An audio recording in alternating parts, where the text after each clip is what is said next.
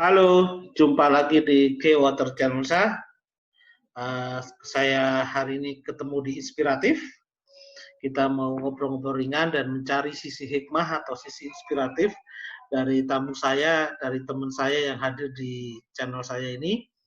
Kami akan mengungkap, mencari hikmah tentang perjalanan kisah, ya, tentang perjalanan hidup gitu atau mungkin ya sependek perjalanan hidup yang kemudian mungkin ada hikmahnya atau inspiratif yang bisa bermanfaat atau berguna buat teman-teman yang nonton video ini. Jadi ini salah satu tamu saya, ini adalah teman lama juga dari SMA. Selamat datang, Assalamualaikum Om Wahyu. Waalaikumsalam, Om Ahmad Taufik.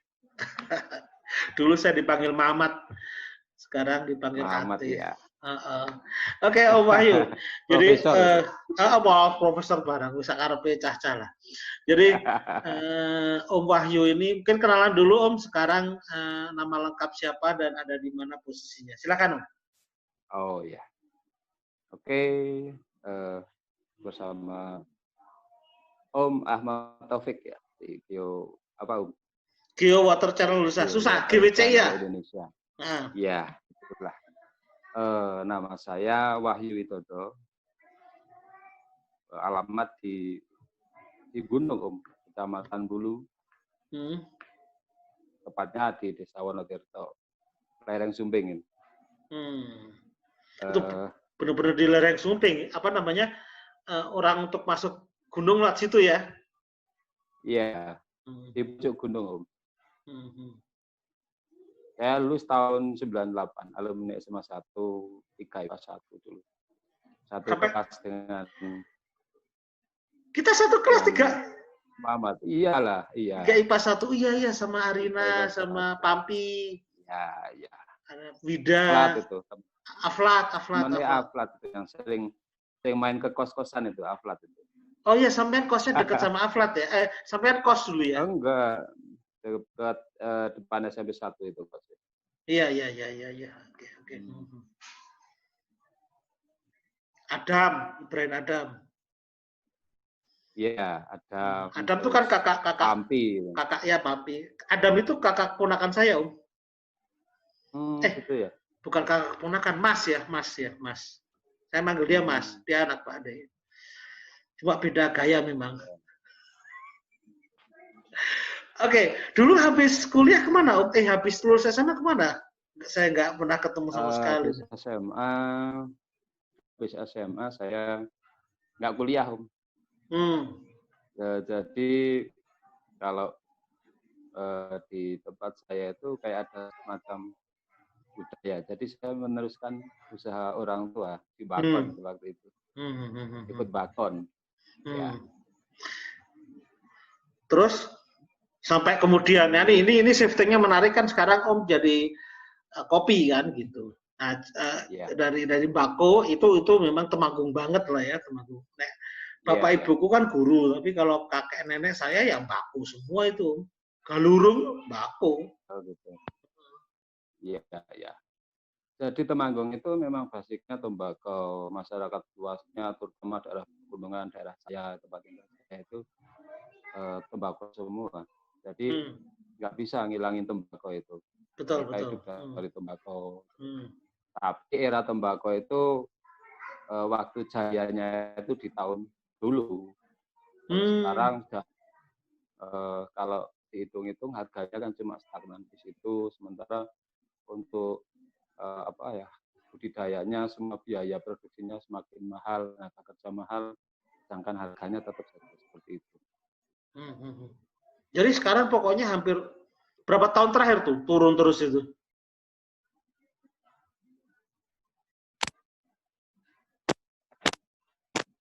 Halo? Berapa tahun terakhir tuh turun terus itu? Mulai tahun 2010, tembakau itu sudah mulai ini ya, istilahnya harganya itu sudah nggak menguntungkan lah untuk petani. Jadi petani mungkin hanya kembali modal atau untuk dikit, lanjut pelajaran lagi seperti itu. Terus gimana nih dari situ pengalaman Om sampai kemudian cukup sukses dengan yang baru ini gimana nih? Ceritanya gimana tuh? Itu ceritanya gini, kalau saya kan kehidupannya di lingkungan petani tembakau ya, jadi untuk mengenalkan istilahnya itu produk baru atau komoditi baru itu sangat susah. Kemudian saya tahun 2010 itu tembakau kan cuacanya nggak bagus, terus nilai jualnya juga nggak begitu tinggi. Petani waktu itu banyak yang merugi, Om. Ya, banyak merugi, terus petani itu kadang bingung ketika tembakau itu nggak dapat uang, misalnya itu nanti untuk maju ke depannya bingung mereka. Kemudian saya mengenalkan kopi waktu itu, dan waktu itu pionir saya bersama ya? dengan ya ada beberapa teman lah. Nah, waktu itu saya bareng-bareng sama Pak Mukidi, mungkin sudah tahu viralnya kopi Mukidi. Oh gitu ya. Nah, terus itu teman saya seperjuangan itu. Oh gitu. Nah, cuma namanya ketolong sama Mukidi itu kan waktu itu kan. Ya, karena viralnya Mukidi itu namanya. Dilalah ya, takdir jodohnya ya. Berkahnya kan dari nama Mukidi yang unik gitu. Benar-benar. Oh itu sampai awal bareng sama dia ya? Bareng. Jadi kita itu punya program yang namanya penanaman kopi di lereng Sumbing. Waktu itu tujuannya bukan menggantikan tembakau, bukan. Cuma kita lebih ke memperhatikan ke alam, jadi ke lingkungan. Karena untuk tembakau itu kan harus ditanam di lahan terbuka, jadi tingkat erosinya sangat tinggi. Oh ya, oke, betul, exactly. Ya. Kemudian kami itu dan teman-teman saya Pak Mukidi bikin satu konsep penanaman kopi di lingkungan tembakau, di sekitar tembakau untuk penguat teras. Jadi untuk menahan erosi. Tujuannya yang pertama itu. Terus yang kedua untuk menambah nilai kayak pendapatan petani. Jadi, nilai tambah lah ya. Ya, jadi ketika nanti tembakau itu seperti tahun 2010 jatuh, artinya tembakau itu petani rugi, itu masih ada penopang dengan hasil tanaman lain. Kemudian saya waktu itu mencari beberapa petani yang mau menanam kopi itu susah, Om. Iya dong.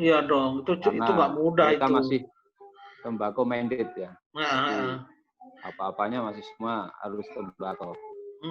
Nah, saya kan dapat 15 orang petani waktu itu yang mau menanam kopi. Nah, kemudian tidak sampai di situ.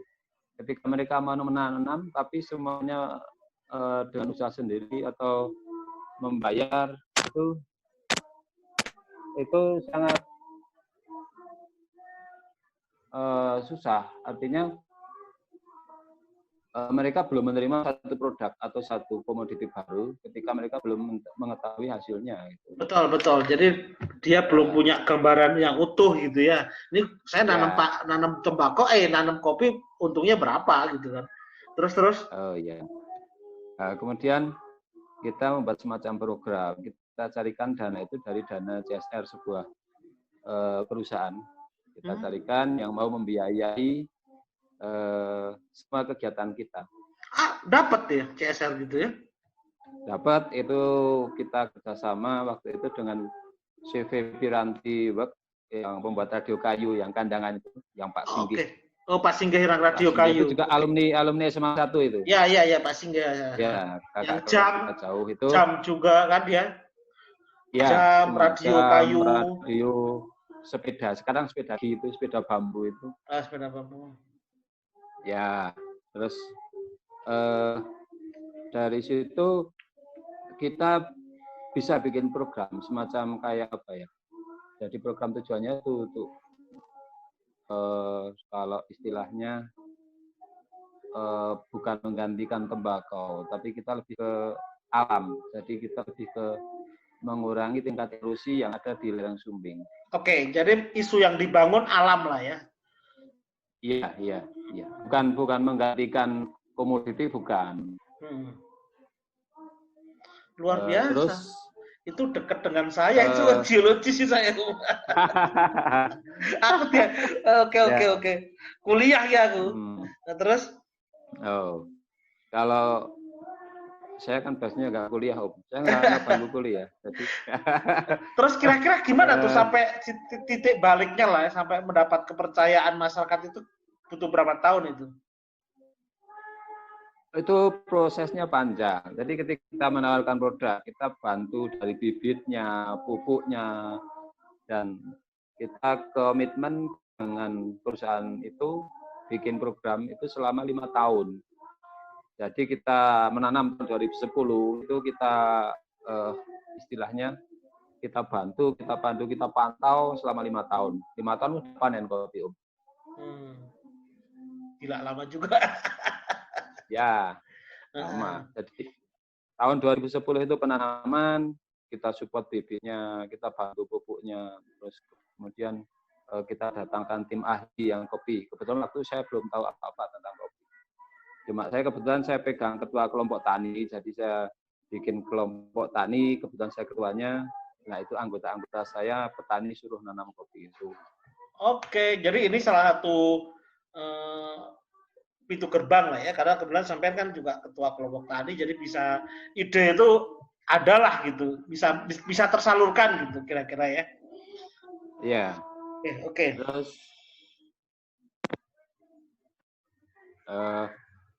kemudian kalau saya kebetulan yang bagian ini, saya Pak Mukidi itu bagian lapangannya. Jadi nanti 1 minggu sekali saya mendatangi perlahan ke tempat petani satu persatu, terus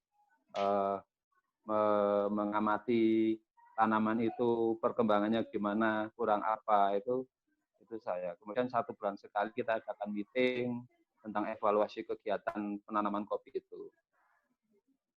Keren. 3 tahun, sampai 3 tahun saya waktu itu. Saya ada yang miss satu nih. Kenapa dulu berpikiran kopi selain faktor alam? Apakah ada pemacu ekonomi atau apa? Kan 2010 itu emang udah cukup viral ya masalah kopi. Saya belum paham tuh. 2010-an dulu lupa ingat. 2010 kopi sebenarnya belum viral. Belum viral kan? Ya. Saya itu survei dulu, diajak Pak Mukidi itu main ke basic yang kopi robusta itu daerah Cadiroto, daerah Jumo itu kan daerah. Jadi dari hasil survei, istilahnya saya kunjungan ke petani-petani kopi daerah Cadiroto itu, saya mengamati, artinya dengan kehidupan ekonomi orang-orang kopi sana itu mereka bisa menguliahkan anak-anaknya. Mungkin anaknya 2 atau 3 itu mereka bisa menguliahkan.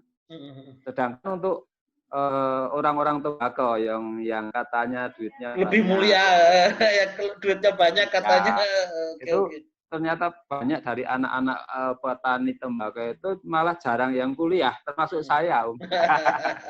Sampai kuliah lapangan. Jadi saya mengamati, ternyata kalau dari sisi termasuk pendidikan apa itu ternyata lebih ini orang-orang yang daerah kopi itu. Saya tanya rotasi putaran ekonominya seperti apa, dari apa yang bisa menghidupi mereka sampai bisa mengkuliahkan ya, dan menyekolahkan anak sampai kuliah. Saya tertarik di situ. Oke, saya udah kejawab nih 2010. Bagaimana sekarang periode 2015? Itu kan periode panen pertama itu istilahnya. Ya. Panen pertama itu sebenarnya tahun 2013 itu sudah mulai panen pertama. Cuma waktu itu masih dikit. Nah, di situ saya pengen membuktikan ke petani bagaimana orang-orang yang dari hasil kopi ini mereka bisa hidup, artinya bisa menambah nilai ekonomi mereka. Jadi ketika orang-orang masyarakat saya terutama desa saya itu kalau belum ada bukti mereka nggak percaya, Om. Jadi kita harus butuh bukti dulu. Bagaimana kopi itu bisa buat istilahnya pendapatan yang seimbang lah minimal dengan tembakau. Oke. Singkat cerita 2015. Bagaimana dengan tahun sekarang nih? Tahun-tahun sekarang nih? Apa sudah bergeser semua atau kan nggak mudah juga, pasti berhadapan dengan anggap aja kampung sampean, wilayah sampean ini juga pemasok tembakau, pasti ada bentrok secara pasti. Oke, itu gimana tuh 2015 panen tapi juga berada ceritanya kemudian sampai bertahan seperti sekarang gimana? Ketika 2014 itu panen yang kedua itu sudah mulai banyak. Saya berpikir petani punya istilahnya panenan, istilahnya punya hasil panen, tapi mereka nggak bisa memasarkan produknya. Oke. Juga kasihan. Kemudian saya berpikir untuk menampung semua hasil panen dari petani binaan saya, terutama yang 15 orang itu saya tampung. Kemudian saya bersama Pak Mukiti itu mulai belajar proses kopi di situ. 14 itu. 2015. 14. Oh, 14. Oke. Ya. Nah. Terus akhirnya belajar lagi dong, sampai belajar lagi caranya. Kalau dulu kan cuma belajar budidaya, saya sudah bisa lah untuk budidaya kopi sampai panen bisa. Kemudian saya mulai belajar proses pasca panennya. Betul. Jadi ketika kopi itu dijual dalam bentuk ceri atau petik gelondong merah itu, petik itu kalau dijual itu paling nilainya cuma berapa? Harganya paling kisaran di 6.000, 7.000. Nah, kemudian saya mulai berpikir bagaimana bisa menambah nilai tambah dari hasil kopi itu. Harus dibikin produk. Minimal kita bikin kopi bubuk siap saji waktu itu. Waktu itu belum ada mereknya lah ya. Belum berpikir. Oke. Pokoknya minimal ngopi udah nggak bayar lah gitu. Ya seperti itu. Terus kan nilai jualnya kan udah berlipat. Misalnya dari kopi gelondong itu dulu kopi petik merah itu harganya 6.000, 7.000. Kalau kita proses, kita jual dalam bentuk green bean atau kopi beras yang mentah itu harganya kisaran di 50.000 waktu itu. Jauh, tinggi banget ya? Ya, tinggi banget. Kemudian kalau kita bisa bikin produk sampai bubuk, kita jual sampai 200.000 per kilo. Wow, ini kelihatan banget grafiknya juga jauh-jauh lebih ekonomis ya? Ya. Kemudian saya mulai berpikir bagaimana bisa bikin brand, tapi yang istilahnya itu jadi satu ciri khas gitu. Kemudian 2014 akhir itu saya mulai bikin brand dengan nama Sumbing Coffee. Makanya waktu saya main ke rumah sampean itu dari mulai tanjakan 0 sampai tanjakan 300 berapa itu udah tahu tuh Sumbing Coffee di mana itu. Di tanjakan berapa lah saya. Dikira dekat kota ya Om ya. 5 menit saya sampai itu ya. Waduh, di tikungan keberapa itu saya nabrak ayam itu. Oke, terus sekarang gimana nih? Sekarang nih sudah melewati cukup ya 5 tahun perjalanan lah ya. Sekarang kan 2015 sampai 2018 ini kan sudah mulai masuk ke fase udah ada merek nih, brand gitu. Itu gimana tuh? Ternyata kan belum selesai mungkin ya, atau ternyata juga nggak mudah juga mungkin bersaing dengan kopi-kopi yang lain. Mungkin nih, saya nggak tahu nih. Silakan. Jadi awalnya saya bikin brand itu butuh perjuangan pengenalan. Bagaimana kita bisa menjual satu produk. Jadi waktu itu saya dengan ada beberapa teman-teman komunitas kopi Temanggung, saya tawarkan produk-produk saya, produk Sumbing Coffee. Yang saya mengapa mengambil nama Sumbing Coffee karena saya bikin produk itu bahannya hanya dari kopi di lereng Sumbing. Jadi saya mengambil kopi dari luar Sumbing. Jadi untuk istilahnya ciri khas lah Om. Murni lah ya. Iya. Oke. Terus? Kalau orang kopi Sumbing Coffee, itu kopinya pasti dari kopi Sumbing gitu. Oke. Itu icon banget lah. Terus? Sampai bertempur dong sekarang bertemu dengan produk-produk kopi yang lain dong. Ini suatu titik yang baru gitu. Ada tantangan baru gitu. Gimana tuh? Iya.